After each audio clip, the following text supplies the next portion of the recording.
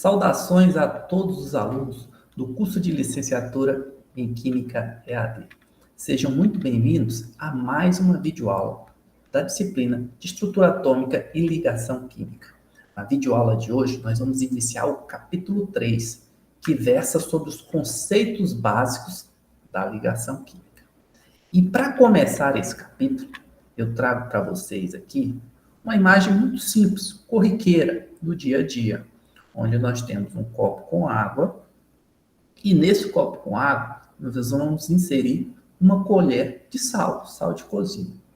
Eu pergunto para vocês, quais ligações químicas podem estar presentes nesse sistema tão simples? Pois bem, nesse sistema, a gente pode representar com facilidade as ligações iônicas, covalentes e metálicas. Isso porque na água que está contida no copo, nós temos moléculas de H2O, que é uma representação da ligação covalente, ou seja, uma ligação que tem um compartilhamento de elétrons. No sal de cozinha, o cloreto de sódio, nós temos a representação da ligação iônica, que se forma devido à atração eletrostática entre os cátions Na+, e Cl-. E, por fim, no metal que compõe a colher, nós temos a representação de uma ligação metálica, que se deve aos elétrons deslocalizados nesse metal. Mas para que a gente possa entender todas essas ligações, a gente primeiro tem que entender como representar esses elementos dentro do chamado símbolo de Lewis e também compreender a famosa regra do octeto. Mas começando com o símbolo de Lewis, para um elemento, ele consiste no símbolo químico do elemento mais um ponto, representado aqui nessa aula por um ponto vermelho, que representa cada elétron de valência. Os pontos, eles são colocados nos 4 cantos do símbolo, e cada lado pode acomodar no máximo 2 elétrons, um par de elétrons. Em geral, espalham-se os pontos tanto quanto for possível. Para representar isso, o símbolo de Lewis, nós temos aqui o elemento lítio, que tem 3 elétrons. A configuração eletrônica do lítio é, então, 1s2, 2s1, que também pode ser representada de forma condensada como caroço de hélio, 2s1, que evidencia mais o elétron de valência. O lítio tem 1 elétron de valência. Consequentemente, o símbolo de Lewis para o lítio será o elemento lítio circundado por um ponto que representa justamente esse elétron de valência. Em mais um exemplo, nós temos o flúor, que tem 9 elétrons. Consequentemente, a sua configuração eletrônica vai ser 1s2, 2s2, 2p5, que também pode ser representado na forma condensada, como o caroço do hélio, 2s2, 2p5, onde nós temos evidenciado que o flúor tem 7 elétrons de valência. 7 elétrons na última camada, camada 2. Consequentemente, nós temos como símbolo de Lewis o flúor circundado por 3 pares de elétrons, que totalizam 6, mais um elétron isolado, para fechar 7. Por que esse elétron está isolado? Porque o flúor tem 7 elétrons de valência, que é um número ímpar. Em mais um exemplo, nós representamos aqui o símbolo de Lewis para o neônio, que tem 10 elétrons. Consequentemente, tem uma configuração eletrônica com S2, 2s2, 2p6, que também pode ser representada de forma condensada como caroço do hélio, 2s2, 2p6. Ou seja, nós temos 8 elétrons de valência e representamos o símbolo de Lewis como sendo o elemento neônio circundado por 4 pares de elétrons. Na tabela 8.1, nós temos o símbolo de Lewis para diferentes elementos dos distintos grupos da tabela periódica. Reparem que também nós temos a configuração eletrônica condensada, que evidencia os elétrons de valência, e os seus símbolos de Lewis, respectivamente. Agora que nós sabemos como representar um elemento a partir do símbolo de Lewis, a gente precisa entender também uma regrinha muito importante. E para isso, nós sabemos que todos os gases nobres, com a exceção do hélio, que tem 2 elétrons de valência, apresentam 8 elétrons na camada de valência. Assim como muitos átomos em reações acabam também ficando com 8 elétrons de valência.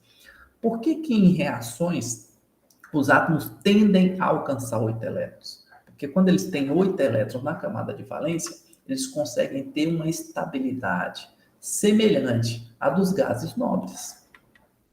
Essa observação levou ao surgimento de uma regra conhecida como regra do octeto, que diz o seguinte: átomos tendem a ganhar, perder ou compartilhar elétrons até que estejam circundados por 8 elétrons de valência, ou por 4 pares de elétrons, se assim preferir. Um octeto de elétrons em um átomo consiste em subcamadas S e P preenchidas. Em um símbolo de Lewis, o octeto é formado por 4 pares de elétrons de valência, como vocês podem ver aqui no argônio, onde nós temos o símbolo do elemento argônio circundado por 4 pares de elétrons, totalizando 8 elétrons em torno dele, que representam o seu octeto, ou seja, os seus elétrons da camada de valência. Agora que a gente já conhece a regra do octeto e os símbolos de Lewis, fica mais fácil, então, entender a primeira ligação que nós vamos apresentar aqui nessa videoaula, que é a ligação iônica. Isso porque as substâncias iônicas geralmente resultam da interação entre metais, do lado esquerdo da tabela periódica, com não metais, do lado direito, exceção dos gases nobres, que são estáveis. Consequentemente, em uma ligação iônica, nós temos uma transferência de elétrons. Por quê? Porque os metais, eles têm baixa energia de ionização. Eles perdem elétron com facilidade. E os não metais têm uma alta afinidade eletrônica. Eles recebem esses elétrons com facilidade. Nós estamos colocando em contato um metal com não metal, vai ocorrer uma transferência de elétrons do metal para o não metal.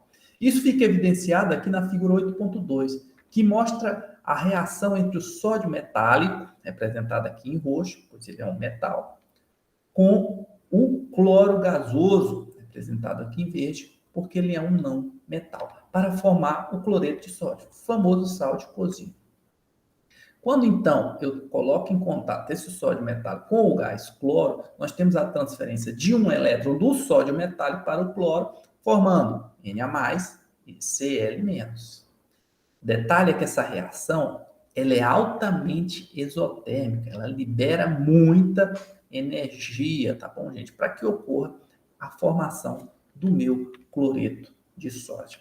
Na figura 8.3, nós destacamos aqui a estrutura cristalina do cloreto de sódio. Lembrando que as esferas em roxo representam o cátion Na+, que é circundado por 6 íons Cl-.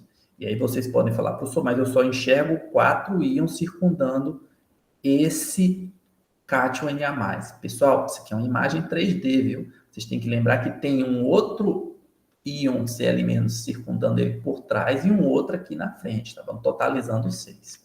O mesmo ocorre para o cloreto. Cada íon Cl- é circundado por 6 átomos, 6 íons Na+, formando então aquele cristal.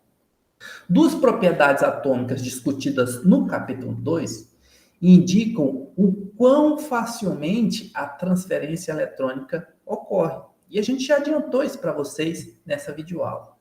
A energia de ionização, que mostra a facilidade com que o elétron pode ser removido do átomo, e a afinidade eletrônica, que mede a capacidade de um átomo de ganhar um elétron. A formação de uma ligação iônica, ela então pode ser representada da seguinte forma: eu tenho sódio com um elétron de valência em contato com o cloro, que tem 7 elétrons de valência. Esse elétron de valência do sódio vai ser transferido, então, para o cloro, porque ele tem uma baixa energia de ionização, formando, então, o Na+, que ele perdeu um elétron, e o Cl-, porque ele ganhou esse elétron. É bom lembrar que o Na+ tem uma carga positiva, porque na forma neutra ele tem 11 prótons e 11 elétrons. Quando ele perde um elétron, ele vai ficar com 11 prótons e 10 elétrons, ou seja, ele tem um próton a mais, por isso que ele fica com uma carga positiva. Por outro lado, o cloro, que na forma neutra tem 17 prótons e 17 nêutrons, ao ganhar esse elétron do sódio, passa a ter 17 prótons e 18 elétrons. Tá bom? Esse elétron a mais dá a ele essa carga negativa. Substâncias iônicas possuem, então, várias propriedades características. Eles costumam ser quebradiços, cristalinos e ter alto ponto de fusão. Isso se deve a essa estrutura cristalina que é característica das substâncias iônicas. Além disso, os cristais iônicos podem, muitas vezes, ser clivados, ou seja, quebram ao longo de superfícies planas e lisas.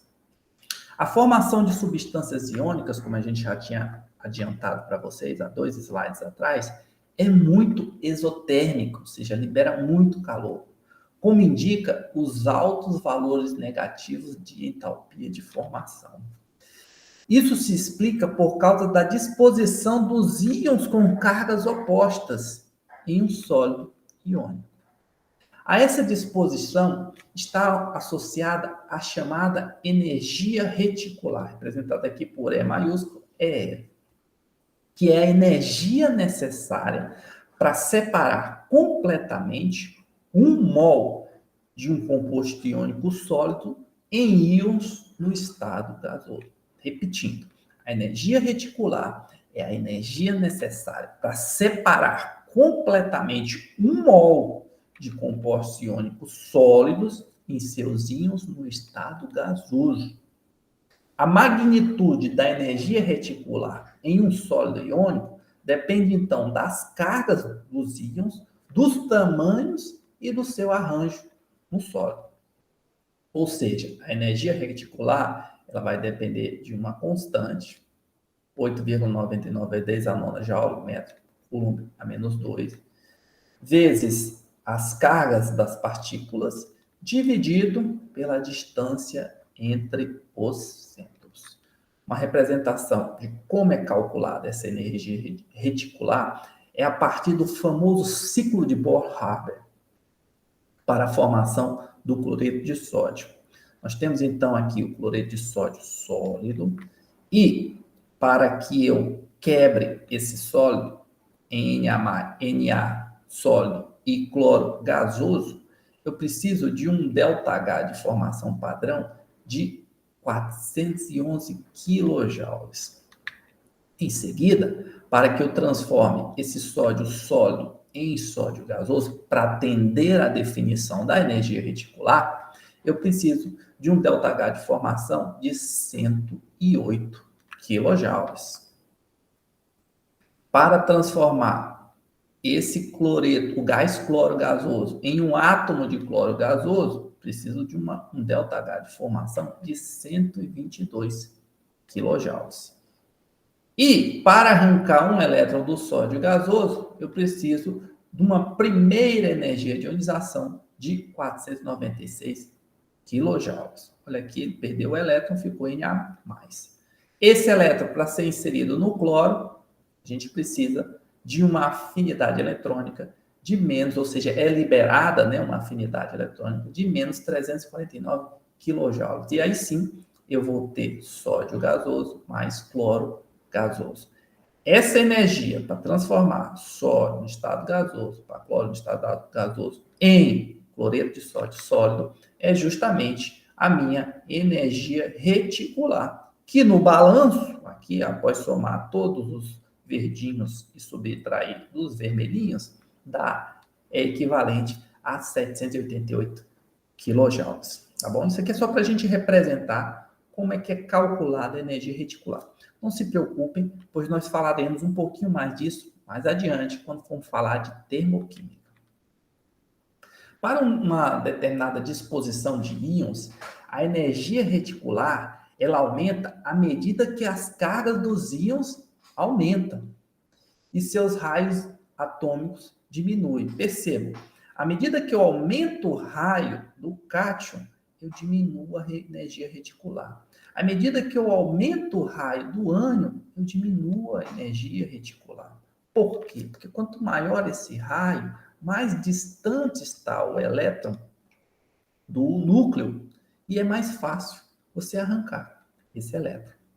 Como a energia reticular diminui à medida que a distância entre os íons aumenta, as energias reticulares seguem uma tendência semelhante observada para o raio iônico e que a gente apresentou no capítulo 2.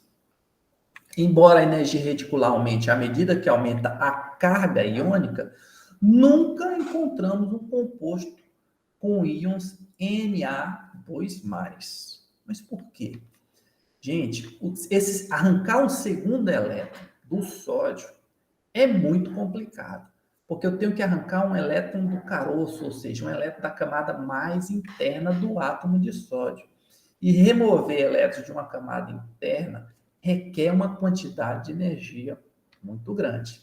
Da mesma forma, adicionar elétrons a não metais é exotérmico ou ligeiramente endotérmico, contanto que os elétrons sejam adicionados à minha camada de valência. A maioria dos metais de transição, estão ali entre os metais alcalinos terrosos, os não metais e metalóides, tem mais elétrons além do núcleo de gás nobre. Tem mais de 3 elétrons, perdão. Os metais de transição costumam não formar íons que têm configuração eletrônica de gás nobre, ou seja, são exceções à regra do octeto. E nós falaremos um pouquinho mais sobre isso mais adiante. Ou seja, embora a regra do octeto seja útil, ela se limita a um certo contexto. Na formação de íons, os metais de transição, eles perdem primeiro os elétrons da camada de valência S e em seguida dos elétrons D. E é o fato deles perderem esses elétrons de valência dos elétrons D que fazem com que alguns não sigam a regra do octeto. Passando então agora para a segunda ligação que nós iremos abordar nessa videoaula, nós falaremos um pouquinho sobre a ligação covalente.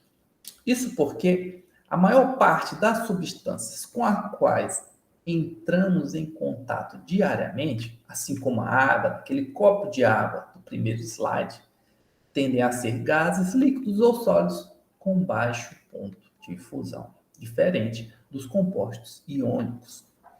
Para essa enorme quantidade de substâncias que não se comportam como substâncias iônicas, é preciso um modelo diferente para descrever as ligações entre os seus átomos. Gilbert Newton Lewis, esse cidadão aqui, argumentou que os átomos podem adquirir uma configuração eletrônica de gás nobre compartilhando elétrons um com os outros. As ligações químicas formadas pelo compartilhamento de um par de elétrons é então chamada ligação covalente. E a representação mais simples de uma ligação covalente é o compartilhamento de elétrons que existe na formação da molécula de H2. Quando dois átomos de hidrogênio, como esse, estão próximos um do outro, os dois núcleos carregados positivamente, eles vão se repelir, pois têm a mesma carga, e os dois elétrons carregados negativamente também vão se repelir. Percebam aqui as setas, olha, estão se repelindo. Os elétrons estão se repelindo entre si e os núcleos carregados positivamente estão repelindo entre si. Mas os núcleos e os elétrons se atraem, como vocês podem observar nas setas em verde. Uma vez que a molécula é estável, Sabemos que as forças atrativas em verde devem superar essas forças repulsivas em vermelho. E a constatação disso pode ser observada nessa distribuição eletrônica, dessa nuvem eletrônica para uma molécula de O2. Percebam que a concentração da densidade eletrônica entre os núcleos aqui, entre os dois núcleos, representa então o que a gente chama de ligação covalente. A formação de ligações covalentes pode ser representada também com símbolos de Lewis. Como vocês podem observar aqui, ó, um hidrogênio com seu elétron de valência mais um hidrogênio com seu elétron de valência forma uma molécula de H2. Reparem que os dois elétrons estão sendo compartilhados pelos dois átomos de hidrogênio, para que ambos tenham 2 elétrons na última camada e tenham uma configuração eletrônica semelhante ao gás nobre hélio. O mesmo ocorre com o cloro. Um cloro mais um cloro, ambos com 7 elétrons de valência. Vai haver um compartilhamento entre esses 2 elétrons aqui para que ambos possuam 8 elétrons de valência. As estruturas mostradas são, então, estruturas de Lewis ou estruturas de ponto de Lewis. A convenção mais comum é mostrar cada par de elétron compartilhado como uma linha sólida. E quaisquer pares de elétrons não compartilhados, que também são chamados de pares isolados ou pares não ligantes, como 2 pontos. Aqui a gente colocou 2 pontos vermelhos. Um par de elétrons compartilhado constitui uma ligação covalente simples, geralmente chamada de ligação simples, uma seta cheia, como a que ocorre no hidrogênio, como a que ocorre no gás cloro. Quando 2 pares de elétrons são compartilhados por 2 átomos, 2 linhas são feitas na estrutura de Lewis, representando uma ligação dupla. Como vocês podem observar aqui na molécula de CO2, nós temos 6 elétrons de valência no oxigênio, 4 elétrons de valência no carbono. Eles vão compartilhar 2 pares de elétrons para que todos tenham 8 elétrons de valência, tá bom? E esses 2 pares de elétrons compartilhados são representados como uma ligação dupla. Para finalizar, uma ligação tripla corresponde ao compartilhamento de 3 pares de elétrons. Como vocês podem observar aqui, quando eu reajo um átomo de nitrogênio com outro átomo de nitrogênio, ambos com 5 elétrons de valência, eles compartilham, então, 3 pares de elétrons para que todos tenham 8 elétrons de valência, e esses 3 pares de elétrons compartilhados são representados como uma ligação tripla. Como regra geral, o comprimento da ligação entre os 2 átomos diminui à medida que o número de pares de elétrons compartilhados aumenta. Mas não se preocupe, pois nós falaremos mais um pouquinho sobre isso na próxima videoaula.